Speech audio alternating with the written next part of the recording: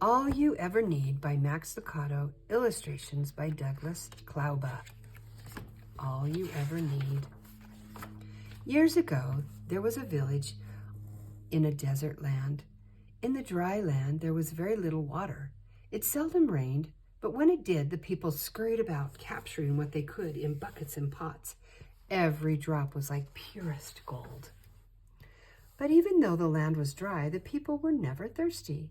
For nearby lived a kind man named Tobias, who owned a deep wellspring from which poured clear and cool water. The people called Tobias the Water Master, and they loved him very much. He shared his treasure with everyone in the village. All they had to do was ask, and the Water Master would gladly let them dip into his well. "Drink all you want," he offered. Not only did Tobias share from his well, but he taught his son to do this also. Tobias and his son, Julian, would help the people dip their buckets and carry their loads. Day after day, the people would come to the well. Tobias would smile and say, "Take all you need." He would talk to the people about their lives. He would laugh with them and inquire about their hopes and dreams, while Julian helped them draw water for their families. Tobias was a kind friend, always ready to help the villagers. One day, the Water Master announced to the village, "My son and I are going away for a while. While we're gone, my servant, Elzevir, will watch over the well. He will give you all the water you need." With that, the Water Master and his son turned and walked up the road, leading from the village. The people were sad to see them leave, but they trusted Elzevir to supply their needs.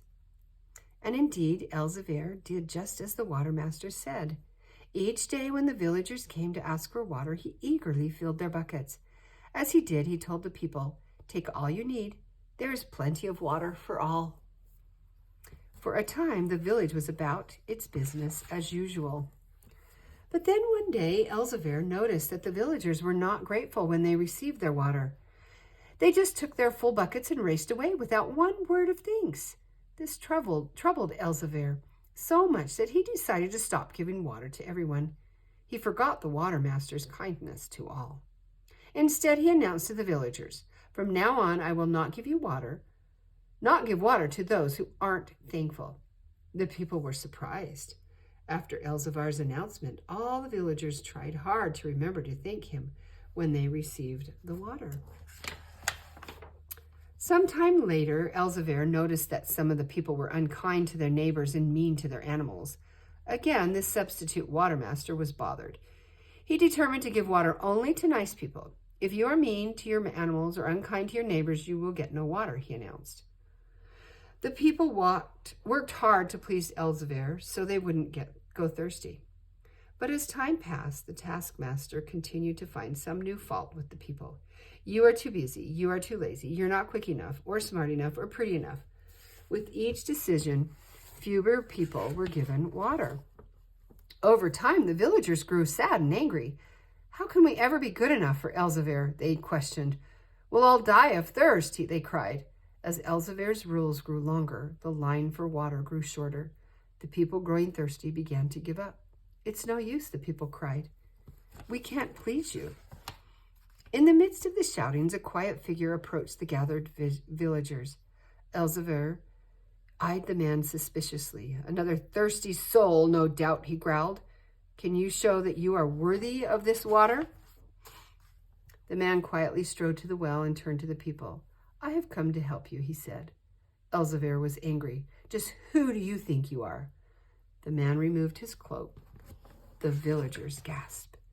When they saw the familiar face, they began to whisper among themselves, "I am Julian, the son of the Water Master. My father sent me to share the water with all the people." At that, the people cheered. Elzevir became afraid. The villagers wanted revenge. "No water for Elzevir," they shouted. The son held up his hand to the crowd to quiet them. "My father's water is a gift to all," he said patiently. "But Elzevir was cruel to us." "I know he was, but if water were given only to good people, who could drink?" No one spoke. The son placed his hand on Elzevir's shoulder. "Freely you have received, freely give." The people looked at each other and were silent. They knew the son's words were wise and true. And so from that day on, Elzevir was forgiven and the water was shared freely. The end.